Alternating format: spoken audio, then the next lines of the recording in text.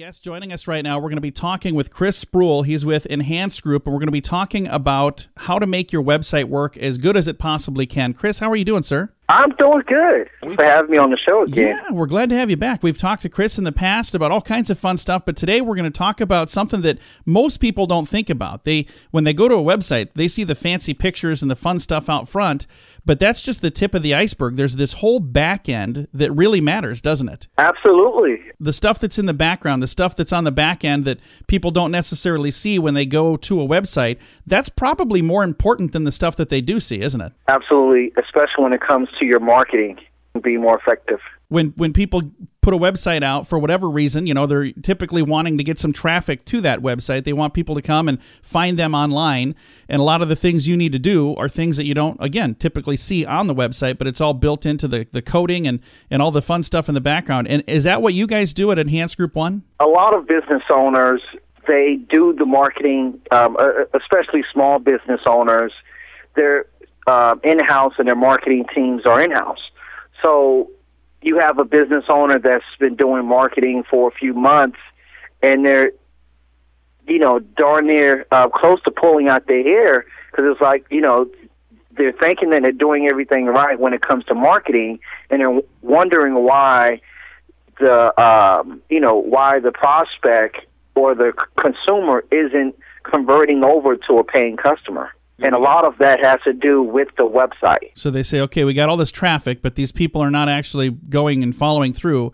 And typically that's because something that's maybe a little clunky on their website? Their website isn't monetizing the traffic properly. And it can be several different reasons. One of those reasons is that they don't have a clear call to action. And that really matters, because if I go to the website and I don't know what you want me to do, it's kind of hard for me to follow through and do it. Absolutely. As business owners, entrepreneurs, we have, like you said earlier, John, that the website is beautifully designed, and we have so many call to actions, and the website is so busy that there's no clear call to action for the customer to do. And a call to action can be, to either call your brick and mortar business, to make a purchase, to sign up for a newsletter. You always want to have the consumer to take an action on whatever type of marketing that you're doing, and especially on your website when they land on it. Well, and one of the things to think about when it comes to that call to action, think about one of the biggest, most trafficked websites in the world is Google. And when you go to Google, it's pretty darn clear what they want you to do. They've got a spot to search the internet right in the center. Now, if you think about their competition, Yahoo, when you go to that page, they've got the search, but they got all this other stuff too. And look at how many more people go to Google than Yahoo. I mean, it's a huge percentage more people that go to Google rather than Yahoo. And I think a lot of that has to do with the fact that when you go to Google, it's simplified, it's streamlined, and it's really easy to know this is what I'm here for. Very, very user-friendly. And the perfect site or the perfect platform is simplicity.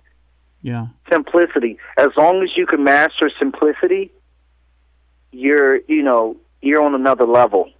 It's when you start getting too much busy work. That's when you have trouble. That's when it's unclear for the consumer on what action to take. Do I call or do I sign up? Exactly. Do I purchase or do I pre-order? And I've seen websites like that where you get on there and there are so many options and so many things, and they put a lot of time into making this website, but when it's all said and done, I bet a lot of the people that go on there leave the website without purchasing anything because they were just inundated with too much stuff. And now, don't get me wrong, John. You can have several different call to actions, but what you should do as a business owner is that you should ask yourself, what's the number one thing that I want a person to do when they land on my website? What's the most important thing? So the consumer, they can purchase, they can call, and they can sign up. So you can have 3 or 4 call to actions. But what's the most important thing? Is it to buy, purchase an item on your website, or do you want them to call in so they can understand on what they're buying, and you want the person over the phone to walk them through purchasing a product or service? So what's the number one call to action? and then everything else can fall in line. You can have a second, third, and fourth call to action. But once you understand what's the most important thing that I want my consumer to do when they land on my website, then you can build your website around that call to action. That's a great idea. Again, visiting right now with Chris Spruill. He's with a group called Enhance Group 1, and we're talking about the back end of websites, because that's something most people don't even think about. Again, we think about it, it's kind of like an iceberg. You got this little bit sticking up on the top of the water, but then you got this giant piece underneath of the water that you don't see. Websites are like that too. You got this pretty little thing that you see on your phone or on your tablet or on your computer, but all of the stuff in the back end that goes into making that website do what it does, that's something that's way beyond me. I don't know how to do any of that, but the good news is Chris knows how to do that. I would be lost. Wow, John, that's a really good analogy, man. I would be really lost if I was trying to figure out how to make all that stuff work. But the good news is there are smart people out there like Chris that can make that happen. Now, when you start working with a business to help them put a website together, how long does it typically take for you to get the information that you need to put this thing together? I understand they're not going to be the ones like typing the info in, but you got to get the info from them. How long does it take for that business owner or that person building the website to work with you to get all the info to you? Well, the information that we need, it usually takes 24 hours. But if they already have content already created, right, it depends on the business owner on how fast they can send over the information. If they already have pictures, they already have articles, they already have blogs, videos, it typically takes, it's typically up to the business owner, because some business owners are busier than others, and how important it is for us to get the website done.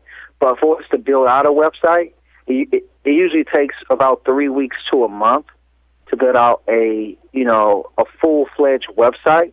But it depends on what type of website that we're building. And for people listening that maybe have a website right now that's not working, maybe it's one that they said, a couple years ago, hey, I'm going to do this and I'm going to try it myself. There's some do-it-yourself platforms out there, but I'll tell you what, there are a lot of things as a business owner that I don't want to do myself. I'm not going to do my own taxes. I don't want to go to jail because I don't know the IRS codes. All of the things that those IRS people know and all the tax people know, they know all the tips and tricks to get it right. Well, you're going to do the same thing if you take your website into your own hands. Work with somebody that knows all the tips and tricks to make it work for you.